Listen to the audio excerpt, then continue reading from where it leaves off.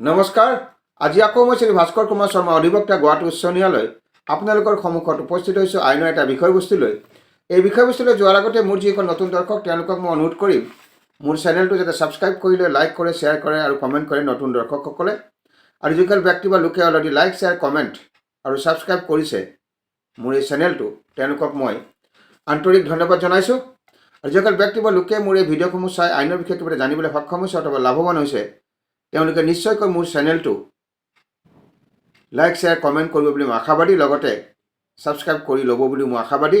আৰু এটা বিনম্ৰ অনুৰোধ আছে আপোনালোকক, যিসকল ব্যক্তি বা লোকে মোৰ এই ভিডিঅ'সমূহ চাই ভিডিঅ'সমূহ যাতে শেষলৈকে চাই, অন্তলৈকে চাই আৰু যাতে স্কিপ কৰি নেচায়। তেনেকৈ চালে বিষয়বস্তুটো বুজি পোৱাত অলপ জটিল হ'ব পাৰে, কাৰণ আপোনালোকে সকলোৱে জানে আইনৰ বিষয়বস্তুবিলাক অলপ আওপকীয়া।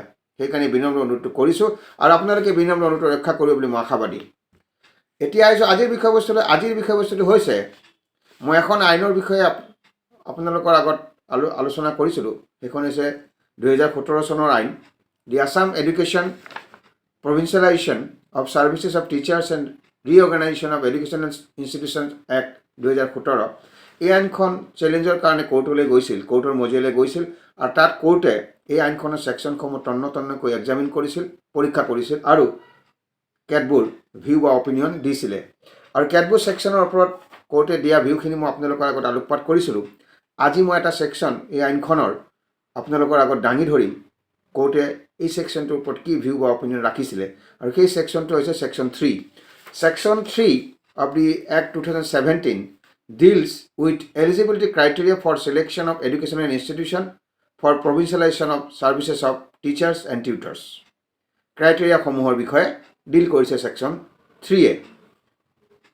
for selection of educational institution for provincialization of service of teachers and tutors, এই বিষয়টো ছেকশ্যন 3-টোৱে ডিল কৰিছে। আৰু এই ছেকশ্যনটো কোৰ্টে তন্নকৈ পৰীক্ষা কৰিছিলে, ছেকশ্যন 3-টো। আৰু এই ছেকশ্যন 3-টো যেতিয়া কোৰ্টে এক্সামিন কৰিলে,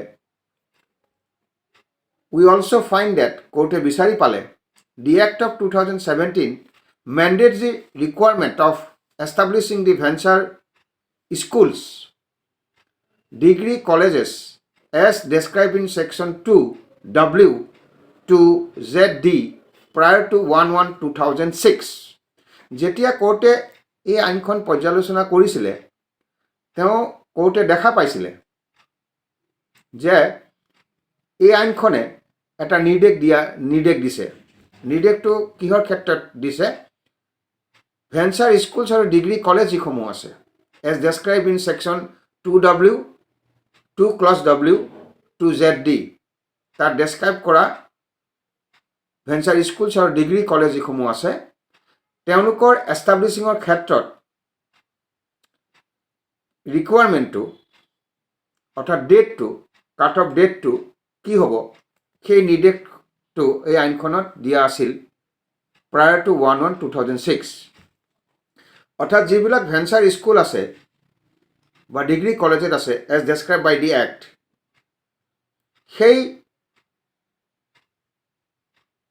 ভেঞ্চাৰ স্কুলছ আৰু ডিগ্ৰী কলেজসমূহ এষ্টাব্লিছ হ'ব লাগিব প্ৰায়ৰ টু 1/1/2006, 1/1/2006 চনৰ আগতে। এই নিৰ্দেশটো এই আইনখনত দিয়া আছে। তদুপৰি এই আইনখনত ছেকশ্যন 3 ক্লজ 1 এটা সংযোজন কৰা হৈছিল, য'ত কোৱা আছে, it has been laid down date in order to be eligible for provincialization of the services of the teachers and tutors of those venture educational institutions, the permission, recognition, affiliation, concurrence shall have to be issued on or before 1/1/26. এই venture যিবিলাক schools আছে বা degree কলেজত আছে, তাত যিসকল teachers আৰু টিউটৰ্ছে কাম কৰি আছে, অৰ্থাৎ সেই ভেঞ্চাৰ এডুকেশ্যনেল ইনষ্টিটিউশ্যনত যিসকল টিচাৰ্ছ আৰু টিউটৰ্ছে কাম কৰি আছে, তেওঁলোকৰ ছাৰ্ভিচটো প্ৰভিঞ্চিয়েলাইজেশ্যন হ'বৰ কাৰণে, যিখিনি বা উপযুক্ত হ'বৰ কাৰণে বা এলিজিবল হ'বৰ কাৰণে, প্ৰভিঞ্চিয়েলাইজেশ্যন অফ ছাৰ্ভিচ যিটো বিষয়, সেইটোৰ কাৰণে এলিজিবল হ'বৰ কাৰণে সেই ভেঞ্চাৰ স্কুলখনে যিটো পাৰ্মিশ্যন পাব বা যিটো ৰিকগনিশ্যন পাব বা এফিলিয়েশ্যন পাব বা কনকাৰেঞ্চ পাব, সেইটো ইছ্যু হ'ব লাগিব অন অৰ বিফৰ 1/1/2006। এই যে ছেকশ্যন 3টো সংযোজন কৰিলে তাত এই কথাটো স্পষ্টকৈ উল্লেখ আছে। অৰ্থাৎ venture schools, venture educational institutions, য'ত টিচাৰ্ছ আৰু টিউটৰ্ছসকলে কাম কৰি আছে, তেওঁলোকৰ ছাৰ্ভিচটো প্ৰভিঞ্চিয়েলাইজেশ্যন হ'বৰ কাৰণে সেই ভেঞ্চাৰ এডুকেশ্যনেল ইনষ্টিটিউশ্যনে পাৰ্মিশ্যন আৰু ৰিকগনিশ্যন যিটো পাব, এফিলিয়েশ্যন বা কনকাৰেঞ্চ পাব, সেইটো ইছ্যু হ'ব লাগিব 1/1/2006 আগত। এই ছেকশ্যন 3টোৰ জৰিয়তে এই বিষয়বস্তুটো অনা হৈছিল বা এই আইনখনত দিয়া আছে। লগতে আৰু এটা কথা কৈছে, and any order issued thereafter, 1/1/2006 পিছত যদি কিবা অৰ্ডাৰ ইছ্যু হয়, পাৰ্মিশ্যনৰে হওক, কনকাৰেঞ্চৰে হওক, এফিলিয়েশ্যনৰ কাৰণে হওক, অৰ্ডাৰটো যদি 1/1/2006 পিছত ইছ্যু হয়, তেতিয়াহ'লে any order issued thereafter with retrospective effect shall not be considered for the purpose of provincialization of services of any teacher and tutor। বৰ গুৰুত্বপূৰ্ণ কথা এইটো। 1/1/2006 পিছত যদি পাৰ্মিশ্যনটো ইছ্যু হয়, কনকাৰেঞ্চটো যদি পায়, এফিলিয়েশ্যন যদি পায় বা সেই অৰ্ডাৰটো যদি ইছ্যু হয় 1/1/2006 পিছত, তেতিয়াহ'লে কিন্তু সেই টিচাৰ্ছসকল বা টিউটৰসকল যি আছে তেওঁলোকৰ চাকৰিটো কিন্তু প্ৰভিঞ্চিয়েলাইজৰ কাৰণে কনচিডাৰ কৰা নহ'ব। অৰ্থাৎ ভেঞ্চাৰ এডুকেশ্যনেল ইনষ্টিটিউশ্যন যদি 1/1/2006 আগত এষ্টাব্লিছ হয়, তেতিয়াহ'লে পাৰ্মিশ্যনৰ কাৰণে যিটো আবেদন পত্ৰ দিছিলে, সেই আবেদন পত্ৰখন 1/1/2006 আগত দিব লাগিব। আৰু যিটো অৰ্ডাৰ ইছ্যু হ'ব পাৰ্মিশ্যনৰ, কনকাৰেঞ্চৰ বা এফিলিয়েশ্যনৰ, ৰিকগনিশ্যনৰ যিটো অৰ্ডাৰ ইছ্যু হ'ব, সেইটো 1/1/2006 আগত হ'ব লাগিব। তাৰ পিছত যদি হয়, তেতিয়াহ'লে টিচাৰ্ছসকলৰ, টিউটৰ্ছসকল যিসকলে ভেঞ্চাৰ এডুকেশ্যন ইনষ্টিটিউচনত কাম কৰি আছে, সেই ভেঞ্চাৰ এডুকেশ্যন ইনষ্টিটিউচনত কাম কৰি আছে, তেওঁলোকৰ চাকৰিটো কিন্তু প্ৰভিঞ্চিয়েলাইজৰ কাৰণে কনচিডাৰ কৰা নহ'ব। এই কথাটো ছেকশ্যন 3 জৰিয়তে এই আইনখনত সন্নিৱিষ্ট কৰা হৈছে। গতিকে সেইকাৰণে কৈছে, by enacting section 3 clause 1 numerical clause 1 Roman in the Act of 2017, এই ছেকশ্যনটোৰ জৰিয়তে the venture educational institutions which were established prior to 1/1/2006 and had applied for permission, recognition, affiliation and concurrence prior to that date, but had received the permission, concurrence, affiliation, recognition after 1/1/2006, have altogether been excluded from the purview of the Act for the purpose of provincialization, regardless of the date on which they had submitted their application seeking permission, recognition, concurrence, affiliation from the competent authority। অৰ্থাৎ এই যিটো section 3 clause 1 numerical clause 1 roman enact কৰিছে, তাৰ ফলস্বৰূপে কি হৈছে, দি venture education institutions যিবিলাক আছে আৰু যিবিলাক 1/1/2006 আগত এষ্টাব্লিছ হৈছে আৰু পাৰ্মিশ্যনৰ কাৰণে আবেদন পত্ৰ দিছে, ৰিকগনিশ্যনৰ কাৰণে আবেদন পত্ৰ দিছে, এফিলিয়েশ্যনৰ কনকাৰেঞ্চৰ কাৰণে আবেদন পত্ৰ দিছে, প্ৰায় টু ডেট, অৰ্থাৎ 1/1/2006 আগতে আবেদন পত্ৰ দিছে। কিহৰ কাৰণে? পাৰ্মিশ্যনৰ কাৰণে, ৰিকগনিশ্যনৰ কাৰণে, এফিলিয়েশ্যনৰ কাৰণে আৰু কনকাৰেঞ্চৰ কাৰণে। মন দি শুনিব, 1/1/2006 আগতে আবেদন পত্ৰ দিছে, বাট হেড ৰিচিভ দি পাৰ্মিশ্যন, কনকাৰেঞ্চ, এফিলিয়েশ্যন, ৰিকগনিশ্যন আফটাৰ 1/1/2006, কিন্তু 1/1/2006 আগত দিছে আবেদন পত্ৰ, কিন্তু ৰিচিভ কৰিছে পাৰ্মিশ্যন, কনকাৰেঞ্চ, এফিলিয়েশ্যন, কনকাৰেঞ্চ এফিলিয়েশ্যন, পাৰ্মিশ্যনটো ৰিচিভ কৰিছে 1/1/2006 পিছত। 1/1/2006 আগতে এষ্টাব্লিছ হৈছে আৰু 1/1/2006 আগতে আবেদন পত্ৰ দিছে পাৰ্মিশ্যনৰ কাৰণে, ৰিকগনিশ্যনৰ কাৰণে, কনকাৰেন্সৰ কাৰণে আৰু এফিলিয়েশ্যনৰ কাৰণে। কিন্তু পাৰ্মিশ্যনটো, কনকাৰেন্সটো, এফিলিয়েশ্যনটো আৰু ৰিকগনিশ্যনটো পাইছে 1/1/2006 পিছত। এই বিষয়বস্তুটো এই 2017 আইনখনে কিন্তু এক্সক্লুড কৰিছে for the purpose of provincialisation regardless of the date. অৰ্থাৎ আবেদন পত্ৰখন যে 1/1/2006 আগতে দিছিলে আৰু কলেজখনো 1/1/2006 আগত এষ্টাব্লিছ হৈছে। আবেদন পত্ৰও আগতে দিছে পাৰ্মিশ্যনৰ কাৰণে, ৰিকগনিশ্যনৰ কাৰণে, এফিলিয়েশ্যনৰ কাৰণে, কনকাৰেন্সৰ কাৰণে আগতে দিছে। কিন্তু ৰিচিভ কৰিছে পাৰ্মিশ্যনটো, ৰিকগনিশ্যনটো, কনকাৰেন্সটো আৰু এফিলিয়েশ্যনটো 1/1/2006 পিছত। এই যে পিছত ৰিচিভ কৰিছে, আগতে এপ্লাই কৰিছে আবেদনটো, 1/1/2006 আগত আবেদন পত্ৰটো এপ্লাই কৰিছে পাৰ্মিশ্যনৰ কাৰণে আৰু কলেজখনো 1/1/2006 আগত এষ্টাব্লিছ হৈছে।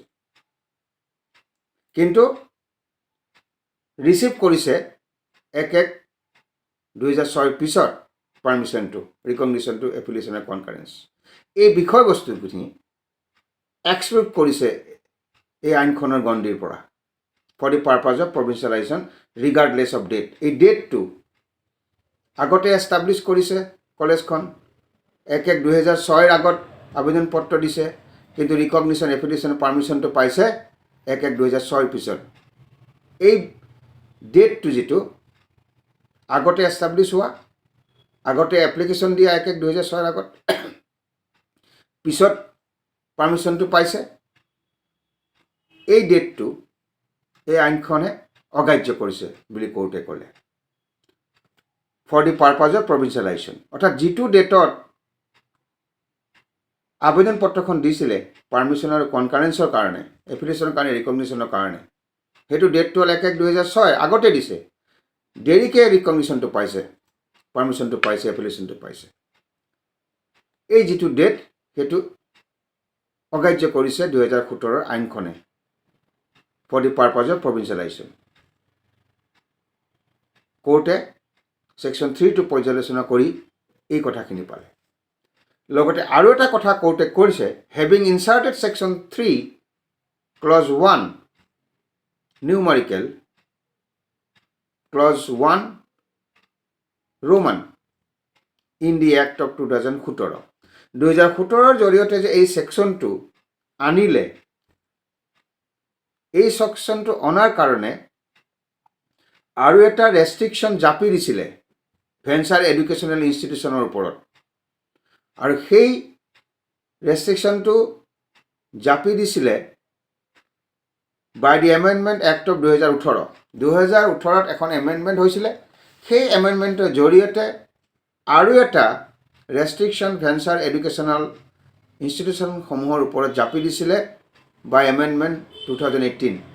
2018ৰ এমেণ্ডমেণ্টৰ জৰিয়তে আৰু এটা ৰেষ্ট্ৰিকশ্যন ভেঞ্চাৰ এডুকেশ্যন ইনষ্টিটিউশ্যনসমূহৰ ওপৰত জাপি দিছিলে, whereby subclause 1 Roman of the section 3 clause 1 numerical has been amended। এই ছেকশ্যনটো এমেণ্ড কৰা হৈছিল বাই দি এমেণ্ডমেণ্ট অফ 2018। এই এমেণ্ডমেণ্টত কি কৈছিলে? The order of permission, recognition and concurrence shall have to be issued on or before 1/1/2006. Any order issued thereafter with any retrospective effect shall not be considered for the purpose of provincialization of services of any teacher and tutor। কোৰ্টে এই ছেকশ্যনটো পৰ্যালোচনা কৰাৰ পিছত বিচাৰি পালে, এই যে section 3টো সংযোজন কৰিছে, এই সংযোজনে আৰু এটা ৰেষ্ট্ৰিকশ্যন ভেঞ্চাৰ এডুকেশ্যনেল ইনষ্টিটিউশ্যনৰ ওপৰত জাপি দিলে বাই দি এমেণ্ডমেণ্ট অফ 2018। 2018ৰ এমেণ্ডমেণ্টৰ জৰিয়তে আৰু এটা ৰেষ্ট্ৰিকশ্যন ভেঞ্চাৰ এডুকেশ্যনেল ইনষ্টিটিউশ্যনৰ ওপৰত জাপি দিলে, য'ত কোৱা হ'ল দি অৰ্ডাৰ অফ পাৰ্মিশ্যন, আবেদন পত্ৰখন যে দিলে ৰিকগনিশ্যনৰ কাৰণে, এফিলিয়েশ্যনৰ কাৰণে, কনকাৰেন্সৰ কাৰণে, আবেদন পত্ৰখন দিয়াৰ পিছত যিটো অৰ্ডাৰ পাছ কৰিব পাৰ্মিশ্যনৰে হওক বা ৰিকগনিশ্যনৰ বা কনকাৰেঞ্চৰ কাৰণে যিটো অৰ্ডাৰ পাছ কৰিব সেইটো কিন্তু 1/1/2006 আগতে পাছ কৰিব লাগিব। তাৰ পিছত যদি পাছ কৰে উইথ ৰেট্ৰস্পেক্টিভ ইফেক্ট, আগৰ ডেটৰ পৰা যদি সেইটো পাছ কৰে এফেক্ট কৰি 1/1/2000 পিছত যদি অৰ্ডাৰটো ইছ্যু কৰে বা পাছ কৰে, তেতিয়াহ'লে কিন্তু টিউটৰ আৰু টিচাৰ্ছসকলৰ ছাৰ্ভিচটো প্ৰভিঞ্চিয়েলাইজ কৰাৰ কাৰণে কনচিডাৰ কৰা নহ'ব বুলি ক'লে। 1/1/2006 পিছত যদি সেই অৰ্ডাৰটো ইছ্যু হয়।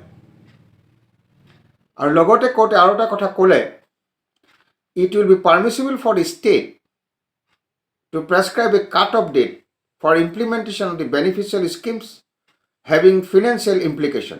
লগতে কোৰ্টে আৰু এটা কথাও কৈ থ'লে, সেইটো হ'ল ষ্টেটক অনুমতি প্ৰদান কৰা হৈছে এই কাট অফ ডেটটো প্ৰেছক্ৰাইব কৰাৰ ক্ষেত্ৰত। 1/1/2006 এই কাট অফ ডেটটো প্ৰেছক্ৰাইব কৰাৰ ক্ষেত্ৰত ষ্টেটক অনুমতি প্ৰদান কৰা হৈছে, অৰ্থাৎ ইট উইল বি পাৰ্মিচিবল, অৰ্থাৎ ষ্টেটে কৰিব পাৰে কাট অফ ডেটটো প্ৰেছক্ৰাইব। কিহৰ কাৰণে? For implementation of beneficial schemes. Beneficial স্কিমছটো ইমপ্লিমেণ্ট কৰাৰ কাৰণে এই কাট অফ ডেটটো প্ৰেছক্ৰাইব কৰিব পাৰে বুলি কোৰ্টে ক'লে, আৰু যিটো পাৰ্মিচিবল হয় বুলি ক'লে।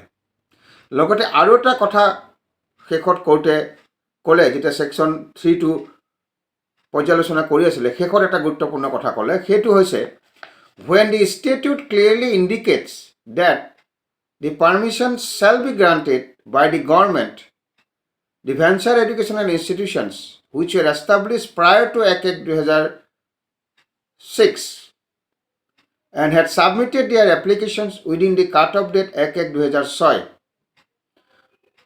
could not have been held responsible for any delay in issuing such permission by the government. কোৰ্টে ক'লে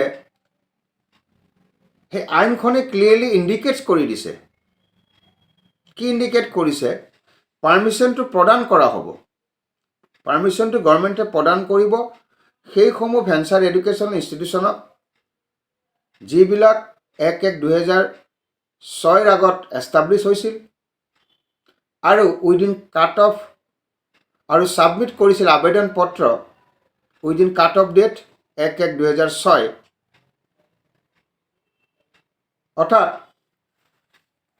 চৰকাৰে অনুমতি প্ৰদান কৰিব সেইসমূহ ভেঞ্চাৰ এডুকেশ্যন ইনষ্টিটিউশ্যনক যিসমূহ 1/1/2006 আগত এষ্টাব্লিছ হৈছিল আৰু আবেদন পত্ৰ ছাবমিট কৰিছিলে পাৰ্মিশ্যনৰ কাৰণে, ৰিকগনিশ্যনৰ কাৰণে, এফিলিয়েশ্যনৰ কাৰণে আৰু কনকাৰেঞ্চৰ কাৰণে within the cut off date 1/1/2006 ভিতৰতে তেওঁলোকে আবেদন পত্ৰখন দিছিলে। তেনেকুৱা পৰিস্থিতিত যদি গভৰ্ণমেণ্টে অনুমতিটো দিয়াৰ ক্ষেত্ৰত দিলে হয়, গভৰ্ণমেণ্টে ডিলে কৰিছে অনুমতি প্ৰদানৰ ক্ষেত্ৰত, তেনেকুৱা পৰিস্থিতিত ভেঞ্চাৰ এডুকেশ্যনেল ইনষ্টিটিউশ্যনসমূহক দোষাৰোপ কৰিব নোৱাৰি। সেইসমূহ ভেঞ্চাৰ এডুকেশ্যনেল ইনষ্টিটিউশ্যন যিসমূহ 1/1/2006 আগত এষ্টাব্লিছ হৈছিলে আৰু উইদিন কাট অফ ডেটৰ ভিতৰতে আবেদন পত্ৰ দিছিলে ফৰ পাৰ্মিশ্যন, ৰিকগনিশ্যন, কনকাৰেঞ্চ আৰু এফিলিয়েশ্যন পাবৰ কাৰণে। তেনেকুৱা ধৰণৰ ভেঞ্চাৰ এডুকেশ্যনেল ইনষ্টিটিউশ্যনক দোষাৰোপ কৰিব নোৱাৰে যদি গভৰ্ণমেণ্টে অনুমতি প্ৰদান কৰোঁতে দেৰি কৰে। এই কথাটো ষ্টেটুটত, আইনখনত ক্লিয়াৰলি ইণ্ডিকেট কৰা আছে বুলি কোৰ্টে ক'লে। সেইকাৰণে therefore fixing the liability upon the venture education institutions for the delay in grant of permission even when the application seeking such permission had been made in the prescribed format and within the period prescribed by the repealed act of 2011 in our considered opinion would be wholly arbitrary, illegal and hence liable to be declared so by this court. অৰ্থাৎ যদি venture educational ইনষ্টিটিউশ্যনখন 1/1/2006 আগত establish হৈছে আৰু within cut off ডেটৰ ভিতৰত আবেদন পত্ৰও দাখিল কৰিছে ফৰ পাৰ্মিশ্যন, ৰিকগনিশ্যন, কনচিলিয়েশ্যন আৰু কনকাৰেন্সৰ কাৰণে। তেনেকুৱা ক্ষেত্ৰত অনুমতি প্ৰদান কৰোঁতে যদি চৰকাৰে ডিলে কৰে, ভেঞ্চাৰ এডুকেশ্যন ইনষ্টিটিউশ্যনখনৰ দোষাৰোপ কৰিব নোৱাৰি। আৰু যদি প্ৰেছক্ৰাইব ফৰ্মেট মতে এপ্লাই কৰিছে আৰু উইদিন কাট অফ ডেটৰ ভিতৰতে এপ্লাই কৰিছে, prescribe by the repeal act of 2011, যদি 2000 যিখন এক্ট ৰিপিল হৈছে সেইখনৰ মতেও যদি কৰিছে প্ৰেছক্ৰাইব ফৰ্মেট মতে আৰু উইদিন কাট অফ ডেটৰ ভিতৰত, তেতিয়াহ'লে তেওঁলোকক যদি তেনেকুৱা ভেঞ্চাৰ এডুকেশ্যন ইনষ্টিটিউশ্যনক যদি দোষাৰোপ কৰা হয়, যে দোষাৰোপ কৰা হয় for the delay in grant of permission, সেইটো হ'ললি আৰ্বিট্ৰেৰী, ইলিগেল বুলি কোৰ্টে অপিনিয়ন দিছে। চমুকৈ আইনখনত ষ্টেটুটত ক্লিয়াৰলিকে স্পষ্টকৈ কোৱা আছে যে গভৰ্ণমেণ্টে অনুমতি প্ৰদান কৰিব, the permission shall be granted by the গভৰ্ণমেণ্টে দিব অনুমতিটো ভেঞ্চাৰ এডুকেশ্যনেল ইনষ্টিটিউশ্যনসমূহক, যিসমূহ 2006 আগত এষ্টাব্লিছ হৈছে আৰু উইদিন কাট অফ ডেটৰ ভিতৰত তেওঁলোকে আবেদন পত্ৰ দিছে টু ৰিচিভ পাৰ্মিশ্যন, কনকাৰেন্স, এফিলিয়েশ্যন আৰু কনকাৰেন্স। তেনেকুৱা ক্ষেত্ৰত যদি পাৰ্মিশ্যনটো দিওঁতে ডিলে হয়, চৰকাৰৰ ডিলে কৰিছে চৰকাৰে দিয়াৰ ক্ষেত্ৰত, তেনেকুৱা ক্ষেত্ৰত কিন্তু সেই ভেঞ্চাৰ এডুকেশ্যনেল ইনষ্টিটিউশ্যনসমূহক দোষাৰোপ কৰিব নোৱাৰে। আৰু তেওঁলোকে যদি প্ৰেছক্ৰাইব ফৰ্মেট মতে কৰিছে আৰু উইদিন কাট অফ ডেটৰ ভিতৰত কৰিছে, as prescribe by the repeal act of 2011 যিখন এক্ট আছিলে, আইন আছে, আপোনালোকে গম পাব, সেইখনৰ মতেও যদি কৰিছে, তেতিয়াহ'লে দোষাৰোপ কৰিব নোৱাৰিব। আৰু যদি দোষাৰোপ কৰে, ফিক্সিং দি লাইবিলিটি যদি দোষাৰোপ কৰে, তেতিয়াহ'লে সেই কাৰ্যটো আৰ্বিট্ৰেৰী হ'ব আৰু ইলিগেল হ'ব বুলি কোৰ্টে কৈছে। অৰ্থাৎ 2017 আইনখনৰ ছেকশ্যন 3টো কোৰ্টে তন্নকৈ এক্সামিন কৰিলে। এক্সামিন কৰি কি অপিনিয়ন ৰাখিলে সেইটো মই আপোনালোকৰ সন্মুখত আলোকপাত কৰিলোঁ। চমুকৈ যদি আমি বুজিবলৈ বিচাৰিছোঁ এই ছেকশ্যনটো পৰ্যালোচনা কৰোঁতে কিদৰে কৰিলে, তাৰ পৰা দুটামান কথা প্ৰতিফলিত হয়। 1 নম্বৰ, যিবিলাক ভেঞ্চাৰ এডুকেশ্যনেল ইনষ্টিটিউশ্যনছ 1/1/2006 আগত এষ্টাব্লিছ হৈছিলে আৰু 1/1/2006 আগত আবেদন পত্ৰ দিছে ফৰ ৰিকগনিশ্যন, ফৰ পাৰ্মিশ্যন, কনকাৰেন্স আৰু এফিলিয়েশ্যনৰ কাৰণে, সেই ভেঞ্চাৰ এডুকেশ্যনেল ইনষ্টিটিউশ্যনত কাম কৰা টিচাৰ্ছ আৰু টিউটৰসকলৰ ছাৰ্ভিচ প্ৰভিঞ্চিয়েলাইজ হ'ব, কিন্তু সেই পাৰ্মিশ্যন, ৰিকগনিশ্যন, কনচিলিয়েশ্যন আৰু এফিলিয়েশ্যনৰ যিটো কনকাৰেন্সৰ যিটো অৰ্ডাৰ, সেইটো কিন্তু 1/1/2006 আগতহে ইছ্যু হ'ব লাগিব। যদি তাৰ পিছত ইছ্যু হয়, তেতিয়াহ'লে টিচাৰ্ছ আৰু শিক্ষকসকলৰ সেই ভেঞ্চাৰ এডুকেশ্যনেল ইনষ্টিটিউশ্যনৰ পিছত যদি ইছ্যু কৰে পাৰ্মিশ্যনটো, তেনেকুৱা ক্ষেত্ৰত কিন্তু টিচাৰ আৰু টিউটৰসকলৰ প্ৰভিঞ্চিয়েলাইজেশ্যন যে কৰিব লাগে, ছাৰ্ভিচটো যে কনচিডাৰ কৰিব লাগে, সেইটো নহ'ব, সেইটো কনচিডাৰ নকৰিব। অৰ্থাৎ কনচিডাৰ কৰিব লাগিলে 1/1/2006 আগত ভেঞ্চাৰ এডুকেশ্যন ইনষ্টিটিউশ্যন এষ্টাব্লিছ হ'ব লাগিব আৰু আবেদন পত্ৰও দিব লাগিব এই ডেটৰ আগত, 1/1/2006 আগত। আৰু মুঠতে কাট অফ ডেটৰ ভিতৰত অন অৰ বিফৰ 1/1/2006 ভিতৰতে আবেদন পত্ৰখন দিব লাগিব। তাৰ পিছত যদি দিয়ে, সেইটো কনচিডাৰ কৰা নহ'ব। আৰু যিটো অৰ্ডাৰ পাছ কৰিব পাৰ্মিশ্যন আৰু এফিলিয়েশ্যন, কনকাৰেন্স বা ৰিকগনিশ্যনৰ, সেই অৰ্ডাৰটো কিন্তু 1/1/2006 আগত হ'ব লাগিব। তাৰ পিছত যদি সেই অৰ্ডাৰটো ইছ্যু কৰে উইথ ৰেট্ৰস্পেক্টিভ এফেক্ট, তেতিয়াহ'লে কিন্তু সেই ভেঞ্চাৰ এডুকেশ্যন ইনষ্টিটিউশ্যনত যিসকলে কাম কৰি আছে, টিচাৰ আৰু টিউটৰ, তেওঁলোকৰ ছাৰ্ভিচ প্ৰভিঞ্চিয়েলাইজেশ্যন কৰাৰ ক্ষেত্ৰত কনচিডাৰ কৰা নহ'ব বুলি এই আইনখনত ছেকশ্যন 3ত ক্লিয়াৰলি ইণ্ডিকেট কৰি দিছে। আৰু লগতে এইটো কথাও কৈ দিছে, যদি পাৰ্মিশ্যনটো দিয়াৰ ক্ষেত্ৰত ডিলে কৰে গভৰ্ণমেণ্টে, আৰু ভেঞ্চাৰ এডুকেশ্যনেল ইনষ্টিটিউশ্যনসমূহে 1/1/2006 আগত এষ্টাব্লিছ হৈছে আৰু উইদিন কাট অফ ডেটৰ ভিতৰত আবেদন পত্ৰ দিছে পাৰ্মিশ্যনৰ কাৰণে। তেনেকুৱা ক্ষেত্ৰত যদি চৰকাৰে ডিলে কৰে পাৰ্মিশ্যন দিয়াৰ ক্ষেত্ৰত, তেনেকুৱা ক্ষেত্ৰত কিন্তু ভেঞ্চাৰ এডুকেশ্যন ইনষ্টিটিউশ্যনসমূহক দোষাৰোপ কৰিব নোৱাৰে, আৰু যদি কৰে তেতিয়াহ'লে সেই কাৰ্যটো ইলিগেল হ'ব আৰু হ'লি আৰ্বিট্ৰেৰী হ'ব বুলি কোৰ্টে অপিনিয়ন ৰাখিছে। গতিকে এই আলোচনাৰ পৰা ছেকশ্যন 3টো কিদৰে পৰ্যালোচনা কৰিলে কোৰ্টে, সেই বিষয়ে মই আপোনালোকৰ আগত আলোকপাত কৰিলোঁ। আজি অলপ হ'লেও কিবা এটা আপোনালোকৰ লাভ হৈছে বা বুজি পাইছে বুলি মই আশা কৰিছোঁ। আৰু মোৰ আলোচনা আজি ইমানটা সামৰণি মাৰিছোঁ। অহা খণ্ডটিত আৰু এটা নতুন বিষয়বস্তু লৈ আপোনালোকৰ সন্মুখত উপস্থিত হ'ম। লগতে আৰু এটা কথা মই কৈ থওঁ, এই আইনখন কোৰ্টে তন্নতন্নকৈ পৰীক্ষা কৰিছিলে। তাৰ ভিতৰত বহুতবোৰ কথা আৰু বহুত অপিনিয়ন কোৰ্টে ৰাখিছিলে। মই অধ্যয়ন কৰি আৰু কেনেকুৱা ধৰণৰ অপিনিয়ন ৰাখিছিলে এই আইনখনৰ সংক্ৰান্তত মই আপোনালোকৰ আগত অৱগত কৰিবলৈ চেষ্টা কৰিম। কাৰণ বহুত দীঘলীয়া প্ৰচেছ, যিটো কেছ হৈছিলে এই আইনখনক লৈ, এই প্ৰচেছটো বহুত দীঘলীয়া আৰু হিয়াৰিংটো বহুত দীঘলীয়া আছিলে। গতিকে একেদিনাই গোটেইখিনি পাৰ্ট আপোনালোকৰ সন্মুখত আলোকপাত কৰাটো সম্ভৱ নহয়। আৰু অপিনিয়নসমূহ কেনেকুৱা ধৰণে ৰাখিছিলে এই বিষয়ে মই আপোনালোকৰ আগত আলোকপাত কৰিবলৈ চেষ্টা কৰিম। আৰু বহুত অপিনিয়ন কোৰ্টে ৰাখিছে এই আইনখনৰ সংক্ৰান্তত। গতিকে লাহে লাহে মই চেষ্টা কৰিম গোটেইখিনি ক'বৰ কাৰণে। আজি মই বিদায় মাগিছোঁ। নমস্কাৰ।